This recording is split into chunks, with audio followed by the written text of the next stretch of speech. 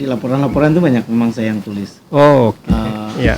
Tapi kemudian saya sendiri merasa bosan membaca laporan saya sendiri. Gitu. Ya, kalau ilmiah begitu saja begitu ya. Jadi laporan latar belakang, tujuan apa gitu ya, output. Ya. Terus activity 1 ini, activity 2 ini. Saya kemudian ulang lagi baca laporan. Ini sampah saya bilang.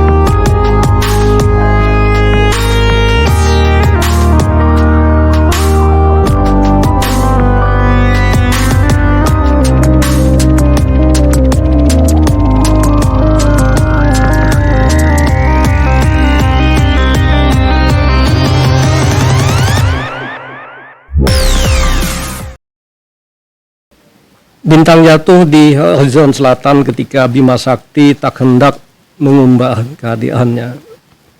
Sedikit awan tersingkap memberi ruang pada gemintang untuk tampak. Malam telah lewat, sepenggal saat Langkas benar-benar melihat sebuah bintang jatuh. Dia terkesima, nun jauh di angkasa ada pergerakan malam yang tak terasa. Demikian salah satu kutipan buku Langkas Jenggala yang ditulis oleh Saad Rizal di Jepang. Assalamualaikum warahmatullahi wabarakatuh. Bertemu kembali dengan saya Ahmad Bentala Podcast yang ditayangkan dan diproduksi oleh Bentala News.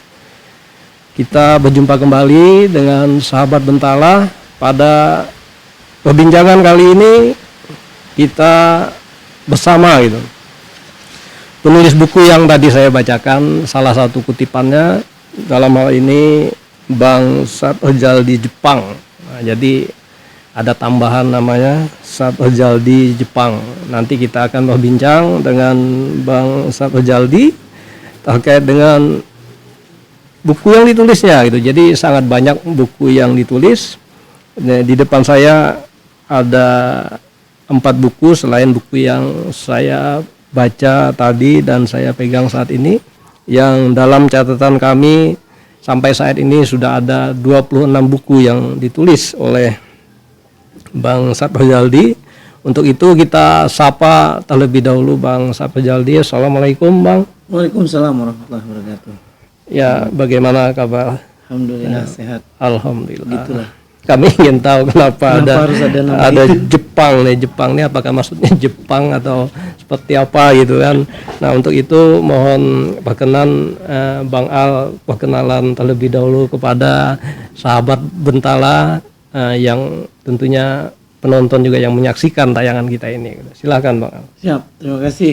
Assalamualaikum warahmatullahi wabarakatuh. Waalaikumsalam warahmatullahi wabarakatuh. Siang sahabat Bentala. Saya seperti udah Muhammad bilang tadi, nama panjang saya Saad Rizal di Jepang. Tapi biasanya memang kawan-kawan memanggilnya Al Jepang atau cukup Al saja. Panjang nih Bang cerita sejarah nama ini. Oh gitu. Jepang ini sebenarnya nama panggung aja. Kita singkatkan aja gitu. Jadi bukan nama yang dikasih orang tua sebenarnya. Terus ya ini saya dapat nama ini tahun berapa ya? Tahun 95. 95 ya. Di puncak gunung tertinggi di Sumatera Barat. Oh. Gunung Talamau namanya. Oh, bukan Gunung Merapi ya? Gunung Talamau. Talamau itu lebih tinggi dari Merapi, Bang. Di Pasaman dia tempatnya. Iya. Merapi itu ketinggiannya 2.800-an gitu. Yang ini 2000 berapa ya? 2.900 apa? Oh, iya. belum tahu itu kalau yang udah tinggi sekali ternyata. nanti Oke. harus Ya. naik gunung tapi ngurusin badan dulu. Ya lanjut Bang Al, gimana ceritanya nih muncul nama Jepang ini gitu ya? Iya, waktu itu kita ada semacam ekspedisi lah, masih Iya. mahasiswa itu. Ekspedisi perjalanan beberapa hari gitu ya. Mendata biota di pegunungan termasuk Oke. jalur pendakian. Nah, waktu itu Bang, saya masih segini, Bang. Belum Maksudnya? segini. Maksudnya kelingking apa? Masih segini. Masih kecil badannya. maksudnya? Oh, Belum segini. Iya. Kan jauh beda. Oke. Sekarang udah agak lebar. Ya. Udah lebar sekali malah. Nah, naik gunung terus beberapa senior, ada satu orang senior saya ini ada agak nyeleneh juga dia. Naik gunung ini tadi dibilang waktu mahasiswa gitu ya. Ya. Mahasiswa Bang Al di mana kuliahnya? Saya di Teknologi Pertanian Universitas Andalas. Oh, oke. Di Unan ya, Ya. Unan Padang ya. Ya. Ya, berarti tak jauh lah. Dekat-dekat sini lah. Oke, oke. Jadi berarti aktif di Mapala juga begitu? Ya, aktif di Pencinta Alam, namanya kelompok mahasiswa mencintai alam Fakultas Pertanian Universitas Oke. Andalas. Singkatannya KOMMA. Koma ya? Ya. Koma biasa ya? KOMMA. Oh, oke. Ya, baik. Lanjut Bang Al. Nah, ya itu kita naik gunung, nggak tahu saya lupa bulannya sekitar bulan-bulan Ya. Juni Juli tahun 95 itu. Mm-mm. Terus tiba-tiba senior saya ketika saya lagi mendaki dari bawah, dia dari atas melihat. Lama-lama kau mirip orang Jepang. Lihat. Oh, oke. Ya, Jadi ya. dengan mata sipit, perawakan agak gempal dan tidak tinggi gitu ya. Betul, betul. Nah, itu akhirnya ya sudah kayak sudah di given gitu loh. Kamu mulai sekarang namanya itu udah. Oke. Dan banyak teman-teman di kampus setelah itu ya sampai sekarang bahkan nggak tahu nama panjang saya siapa. Iya, iya. Dan biasanya kalau nulis buku atau nulis artikel gitu nama lengkap atau Saya pakai Saprizal di Jepang karena Oke. saya nggak mau juga menghilangkan apa yang sudah dikasih orang tua ya. ya. Tapi saya tambahin di belakangnya ada nama panggungnya. Oke. Gitu. Iya, Jadi jadi kadang-kadang juga media kayak saya nulis di nggak apa-apa nih sebutin majalahnya. Ada majalah, ada koran nasional gitu ya. ya. Biasanya mereka cuma sampai Saprizal di aja. Oke. Tapi kalau di buku saya terus pakai Jepang gitu ya. biar ada pembeda Bang, karena Saprizal di ini kayaknya banyak ya. Banyak Memang ya. Nama orang Sumatera Barat gitu ya agak umum. Iya. Ya tadi juga ini kebetulan pertama kali saya jumpa Bang Al gitu ya. Tadi saya penasaran juga kenapa ada nama Jepang di belakang ini gitu. Dan ketika pertama kali ketemu tadi saya udah bisa menyimpulkan kan. Udah bisa menyimpulkan kenapa ada nama Jepang. Oke Bang Al, kita lanjut tadi sekilas perkenalan kita gitu ya kepada sahabat Bentala, kenapa tamu kita saat ini adalah Saprizal di Jepang dan namanya juga mengundang pertanyaan gitu karena di belakangnya ada Jepang ya, mungkin bisa sama-sama kita saksikan wajah Bang Al. Dan kembali ke obrolan kita, perbincangan kita, kami lebih kepada ingin menggali dan ingin mengetahui gitu bagaimana bakat menulis bisa muncul gitu ya dalam teori Bang Al. Tadi kuliahnya di Fakultas Pertanian. pertanian ya, pertanian. Nah, biasanya kalau pertanian ini Kerjanya sastra pertanian. yang jelas sastra pertanian tidak ada gitu. Yang ada teknologi pertanian ya. Iya. Ini sastra pertanian. Nah, jadi ini juga menarik untuk kita berbagi lah kepada pendengar kita, sahabat Bentala. Kenapa gitu? Maksudnya kapan mulai keinginan menulis ataupun menulis ini katanya itu ada yang menyebut sebenarnya bakat itu tidak selamanya dijadikan pertimbangan untuk menulis tapi kemauan katanya begitu ya. Nah, kalau Bang Al gimana melihatnya? Saya menulis tuh sejak mungkin dari kecil saya memang senang nulis gitu ya. Oh, oke. Jadi dulu menulis puisi tapi nggak pernah saya bisa membukukan puisi-puisi saya karena ceceran di mana-mana. Ya. Dulu Abang pernah ingat nggak ada obat nyamuk bakar Ya. yang digulung itu? Betul. Nah itu kertasnya sering saya pakai buat puisi. Oh, Ya, ya. Jadi, nanti tercecer di mana, ada yang jadi ganjel bangku, Ya, macam-macam. betul. Tapi kemudian itu saya nggak berhenti di situ gitu ya, karena Ya. menulis ini kan kalau mau berdaging harus membaca gitu. Istilahnya berdaging ya. Ya, jadi memang saya Mm-mm. paling senang membaca dulu. Oke. Jadi maksudnya kalau ingin menjadi penulis mesti diawali dengan hobi membaca ya, Iya, suka membaca. Memang harus begitu. Ya. Membaca ini jadi penting. Saya dulu saya tumbuh dari keluarga yang apa Suka namanya? membaca ya. Enggak juga, Bang. Oh. Memang keluarga enggak ada apa-apanya gitu ya. Hmm. Tapi kemudian saya punya tetangga, saya punya teman-teman yang punya buku. Kadang-kadang saya main ke rumahnya Mm-mm. hanya untuk baca buku, Ya. baca majalah, baca apa lagi ya, semua lah yang Oke. yang bisa saya baca gitu ya. Ya. Tadi Bang Al cerita sejak kecil ini maksudnya sejak SD kah, SMP atau SD gitu ya. SD di mana tuh SD Bang Al? kelas 2, saya di Kerinci, Sungai Penuh. Oh, Sungai oke. Penuh Kerinci, SD. Jambi ya. Ya, Oke, ya. saya lahir di situ, kemudian ya punya teman-teman pergaulan di situ Ya. sampai SMA di sana. Nah, main ke rumah teman dulu ada, sampai sekarang kan masih ada ya majalah Bobo. Karena Oke. terakhir anak saya juga masih langganan waktu kami tinggal di Banda Aceh. Mm-mm. Anak saya masih langganan majalah Bobo. Ya. Setelah kita pindah ke sini udah nggak lagi karena mereka udah besar-besar. Ya. Tapi dulu itu bacaan saya misalnya mulai dari komik kayak Denny Manusia Ikan gitu ya. Oke. Donald Bebek, Asterix Obelix gitu ya. Itu bacaan-bacaan yang sebenarnya menggugah saya. Ada Tintin dulu, ada Lima Sekawan gitu Ya. ya. Yang kayaknya memancing imajinasi. Jadi Mm-mm. ketika saya membaca, saya membayangkan sebuah teater di pikiran saya. Oke. Semua pemerannya ada, Ya. rasanya ada, warnanya seperti apa gitu ya. Itu bermain di Oke. di pikiran saya. Ya. Sampai kemudian apa ya, sudah tamat kuliah pun masih melakukan aktivitas membaca gitu. Iya, artinya ketika kita ingin menuangkan ide ya menjadi sebuah buku, berarti ada semacam bayangan kita bahwa apa yang ingin kita tulis itu semacam sebuah sandiwara gitu ataupun teater gitu ya. Iya. Ya, sahabat Bentala mungkin Ya. masih bingung mungkin apa hubungannya membaca dengan menulis gitu Ya. ya.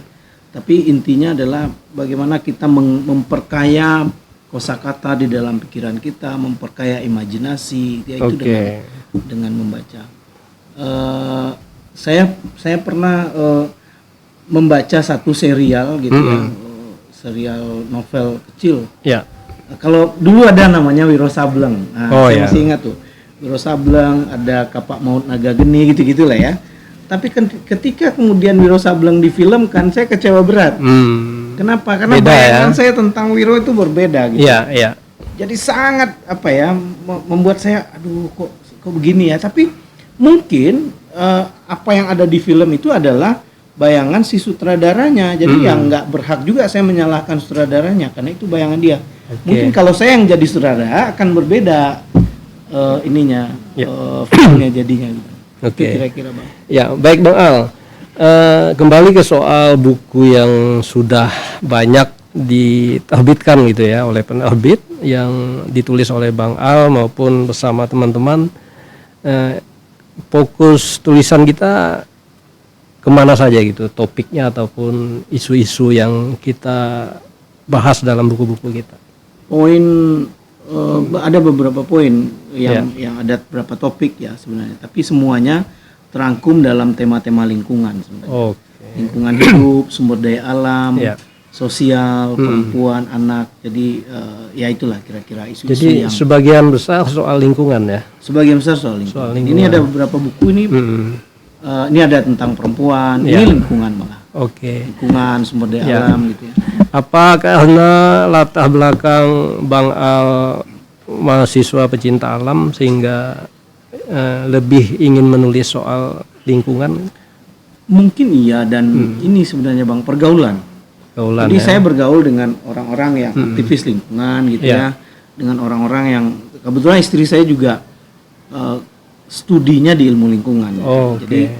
Jadi ya ngobrol di rumah juga soal begitu-begitulah. Ya, ya. Terus pekerjaan menuntut saya untuk lebih dekat dengan isu-isu yang seperti itu. Iya. Selain lingkungan, tema sosial misalnya seperti apa? Pernah Ada ini gitu? malah tema politik, perempuan di singgasana lelaki nih. Iya, iya. Ini politik malah. Ini ya, bercerita- sosial politik gitu ya. Cerita Oke. tentang perempuan-perempuan yang menjadi pimpinan pimpinan jadi Ya. bupati atau jadi gubernur atau apa gitu. Oke, ini menarik. Nah, lalu tadi kami dapat informasi ada 26 buku yang sudah kita tulis, diterbitkan. Nah, menurut kami ini lumayan banyak gitu ya, lumayan produktif bagi Lumayan seorang penulis. Nah, ini mulai menerbitkan buku itu sejak tahun kapan gitu? Dan bagaimana prosesnya lah gitu ya, sehingga kita bisa produktif. Kalau ada buku saya yang lama-lama itu misalnya terbit tahun 2002 ada gitu ya. Oh, udah lama. 2004, Oke. 2005 gitu. Ya. Ada.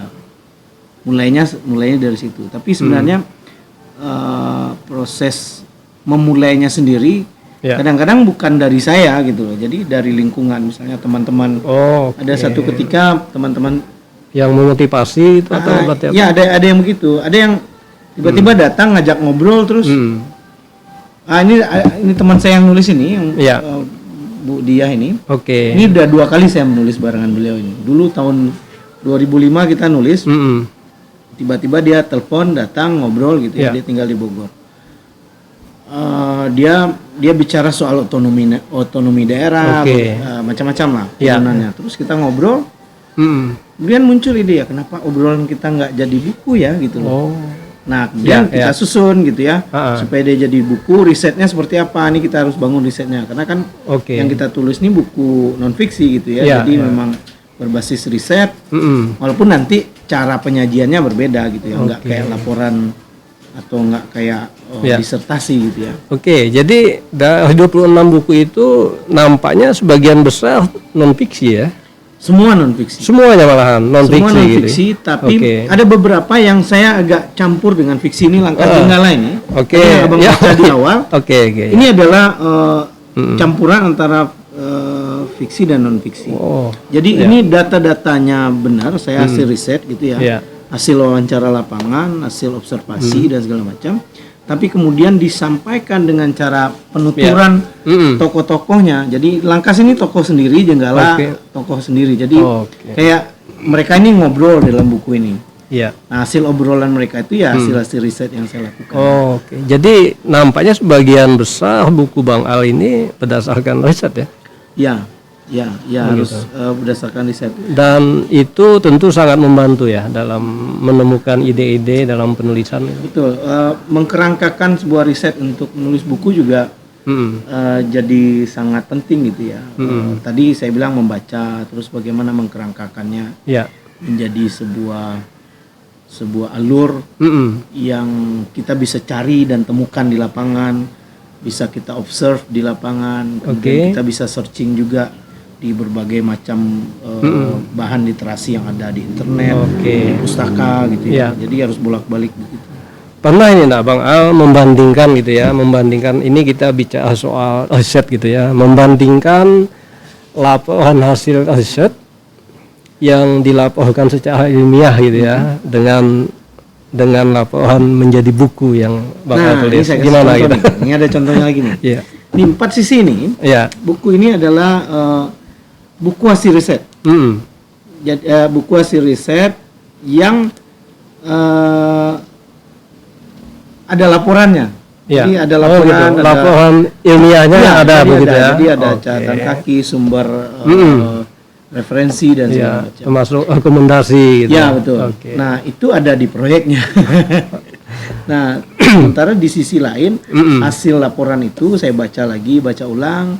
Terus saya susun kerangka penulisan bukunya. Oke. Terus saya turun lagi ke lapangan. Nah kemudian saya tulis dengan cara yang berbeda dari cara menulis laporan gitu ya.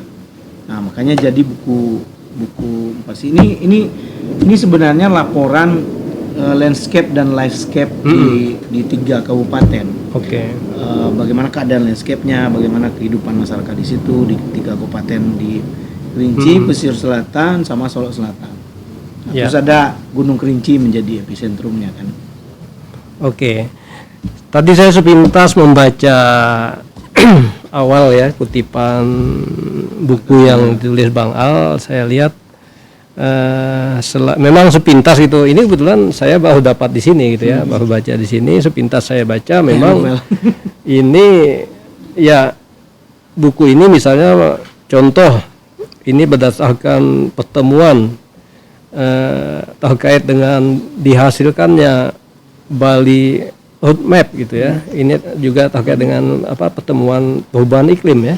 Nah, menurut kami ini juga isu-isu dunia yang coba kita tulis, kemudian kita Bang Al saya lihat memasukkan unsur-unsur juga dalam artikel ini. Nah, itu bagaimana memadukannya gitu, Bang Al? Gimana ya? Sebenarnya nggak ada resep instan juga ya sebenarnya. Nah, oh iya.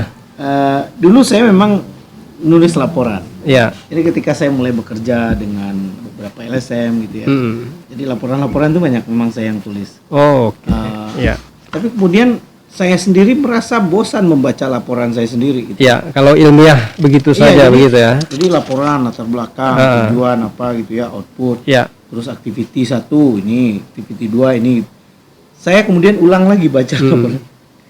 Ini sampah saya bilang. Oke. Betul-betul sampah. Saya yang tulis tapi saya yang bilang ini sampah. Bagaimana kemudian laporan ini mau dibaca oleh orang lain atau menjadi masukan buat pengambil kebijakan atau menjadi sumber inspirasi mahasiswa misalnya untuk bikin tesis atau bikin apa gitu, menjadi bahan bacaan yang menginspirasi penulis lain untuk menuliskan hal yang sama. Saya bilang gimana orang mau terinspirasi dengan sampah begini, saya bilang kan. Nah, akhirnya kemudian saya coba mulai agak ini kalau diginikan bisa nggak ya. Jadi memang trial and errornya banyak Bang.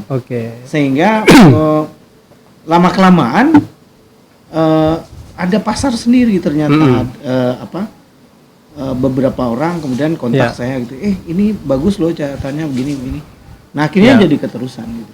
Ya, artinya sebuah laporan hasil penelitian tidak semata kita sampaikan, kita buat dengan standar ilmiah semata begitu ya. Bisa kita padukan dengan unsur-unsur jurnalistiknya juga misalnya. Atau bahkan di buku ini tadi Bang Al nyampaikan campur fiksi juga gitu ya.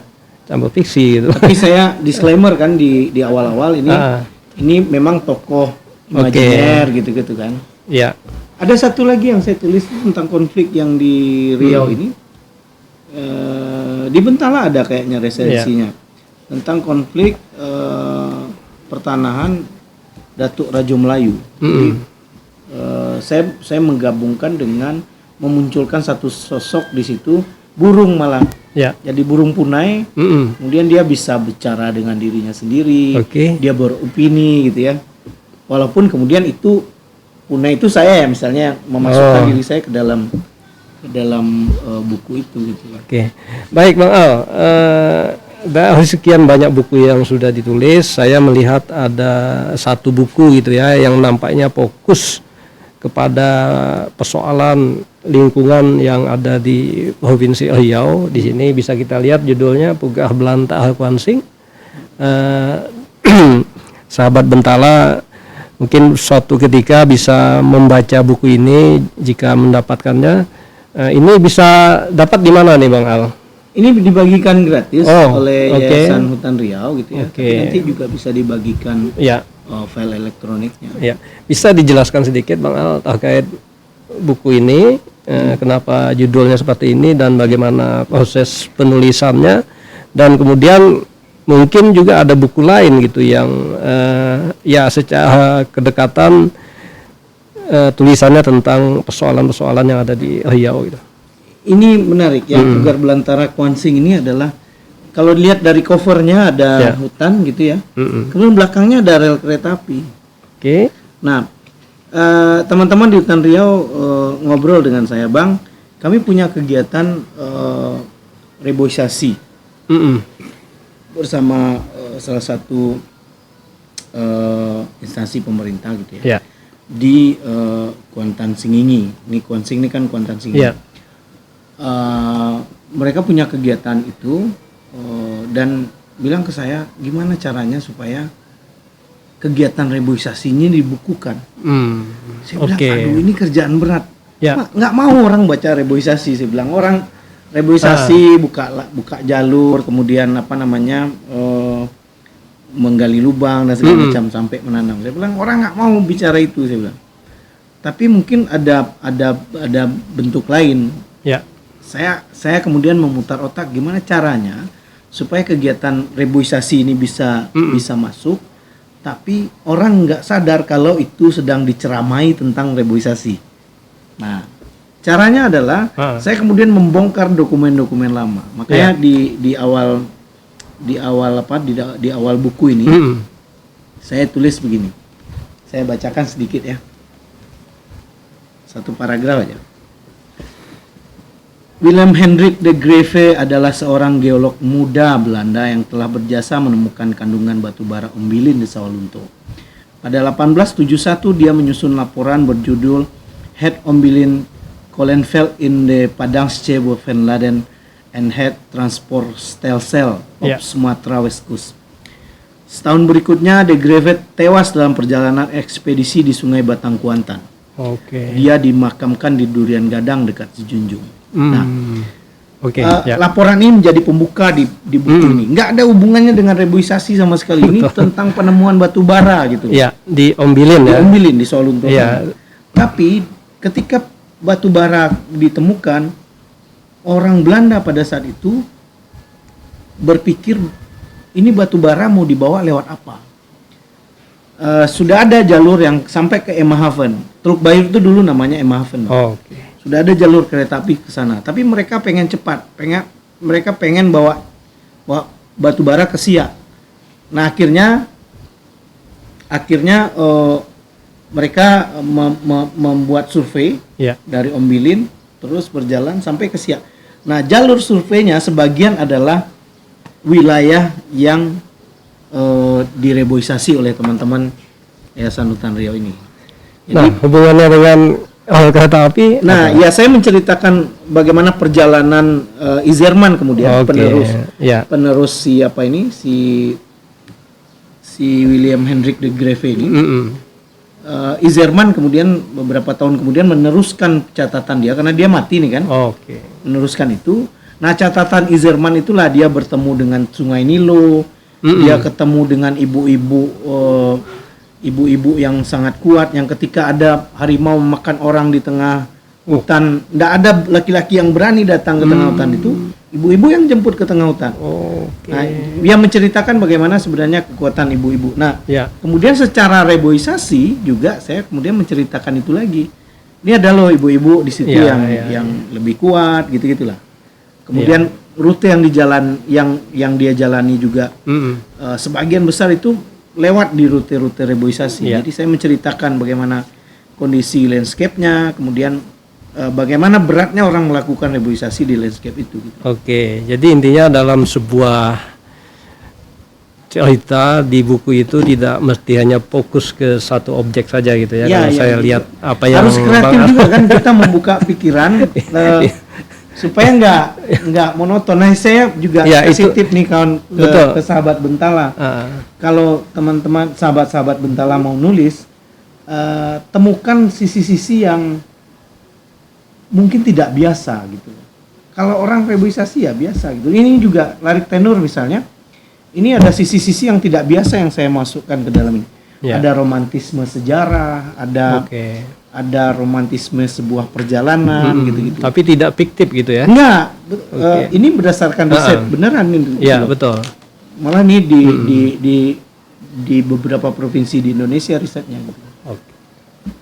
Ya ini menarik nih, Bang Al, masukannya buat sahabat Bentala dan buat saya juga gitu. Mudah-mudahan apa yang kami obrolkan, perbincangkan bisa didengar dengan baik gitu.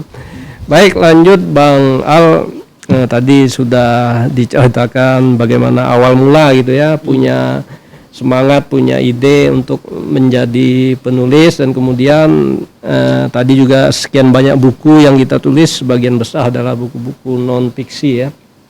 Dan walaupun hasilnya berdasarkan penelitian ataupun riset yang sebenarnya kalau ditulis laporannya tentu dengan pendekatan ilmiah gitu ya, tapi kita mencoba menyampaikan laporan penelitian itu dalam sebuah buku yang tentu dengan pendekatan yang sedikit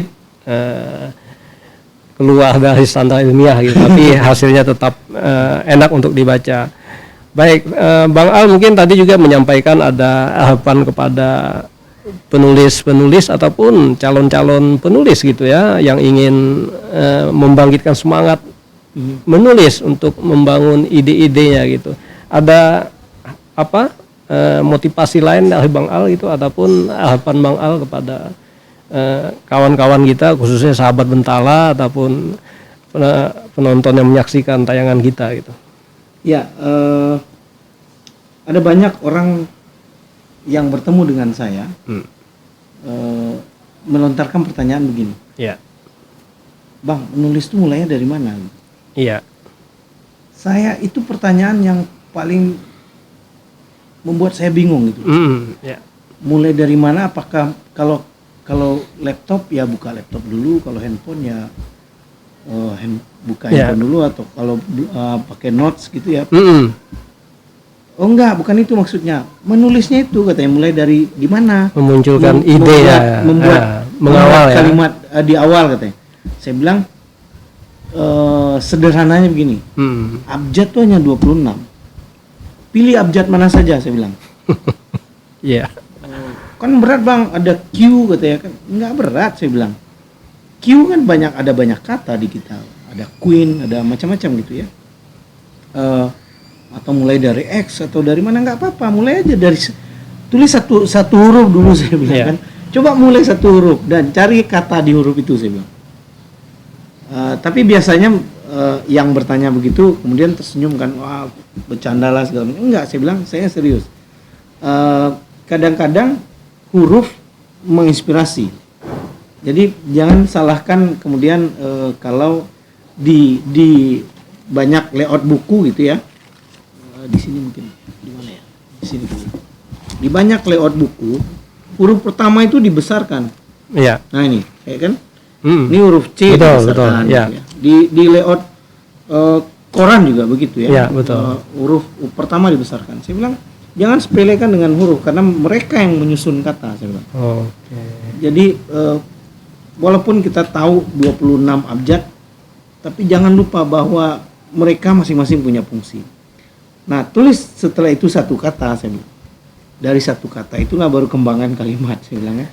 Jadi tetap juga nggak ini ya, nggak menjawab persoalan mereka yang bertanya. Saya bilang menulis ini bukan soal kata pertama dan huruf pertama sebenarnya.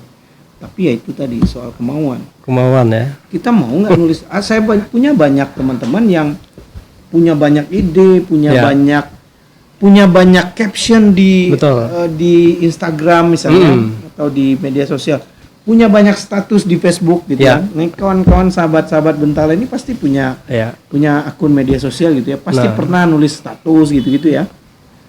Kadang-kadang juga ada yang cuman taruh foto terus bawahnya no caption gitu ya. Tapi kebanyakan teman-teman sudah pernah bikin status. Nah, artinya kan itu sudah mulai menulis. Sudah sebuah ide gitu ya. Sudah sebuah ide. Nah tinggal bagaimana ide itu dikerangkakan dan dikembangkan. Nah, itu tadi Bang Al. Ini mungkin bukan hanya sahabat Bentala gitu ya, juga termasuk saya ini. Ide banyak gitu, tapi untuk memulai menulis itu tidak mudah. Nah, kan balik lagi ke pertanyaan itu kan. Memulai menulis itu memang tidak mudah. Ya. Saya selalu membiasakan membawa notes ya di dalam tas gitu. Itu di dalam lemari itu. Saya punya kumpulan buku-buku. Notes. Notes saya itu yang besar-besar itu Bang, yang buku tebal-tebal itu. Tidak mesti yang kecil ya. Tidak mesti yang kecil. Karena kalau yang kecil hilang dia. Oke. Hilang. Jadi saya punya mesti yang besar sekalian ya, ya. apapun saya catat di situ. Hmm. Kemarin ada satu note saya yang ditemukan oleh anak-anak saya. Ya. Dia buka, menemukan 2 ekor nyamuk itu masih di situ. Jadi cerita 2 ekor nyamuk itu saya tulis di bawahnya. Ya. Jadi waktu itu saya sedang menunggu teman di salah satu kantor, karena kantornya belum buka. Saya duduk di depan kantornya, kemudian ada 2 ekor nyamuk. Ya. Nah, nyamuknya menggigit saya, terus saya bunuh kan. Saya bunuh nyamuknya, terus saya taruh di buku itu, saya lingkarin. Oke. Terus saya buat keterangannya, ini nyamuk ini saya bunuh kapan, di mana. Ya 5W1H lah biasa ya. Iya. Kapan, di mana, saya bersama siapa gitu, bagaimana cara saya membunuhnya, kenapa saya harus bunuh gitu-gitu ya. Itu jadi setengah halaman Ya. keterangan tentang nyamuk itu. Oke. Dan itu lama buku itu saya simpan. Itu saya tulis tahun 2003 apa 2002 gitu. Oke, jadi menarik ini soal pentingnya kita mencatat di sebuah note ya, buku khusus gitu. Nah, mungkin persoalannya saat ini kan hampir semua kita pegang handphone ya, termasuk saya. Nah, kebanyakan juga suka mencatat di handphone gitu. Nah, ini ternyata kemajuan teknologi juga bisa mengurangi kemauan atau ide-ide gitu. Gimana Bang Al ya? Sebenarnya enggak juga. Tidak juga ya? Enggak juga. Saya melakukan wawancara dengan orang, kalau ketika misalnya saya tiba-tiba nggak bawa notes gitu. Ya. Tapi bawa handphone. Saya bisa ketik di aplikasi WhatsApp atau terus saya kirim misalnya ke istri saya atau ke anak-anak atau ke grup keluarga gitu ya. Saya nitip dulu ya catatan ini saya bilang. Jadi nanti dicatat ulang. Ya, saya catat ulang. Oke. Sampai di rumah saya catat ulang lagi. Nah, luar biasa. Menulis itu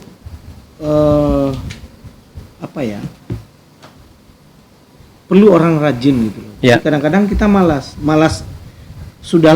ngetik nggak ada bawa notes, malas ngetik di handphone. Jadi mesti diawali dengan suka mencatat itu ya. Suka membaca di awalnya. Membaca ya. Mencatat apapun gitu.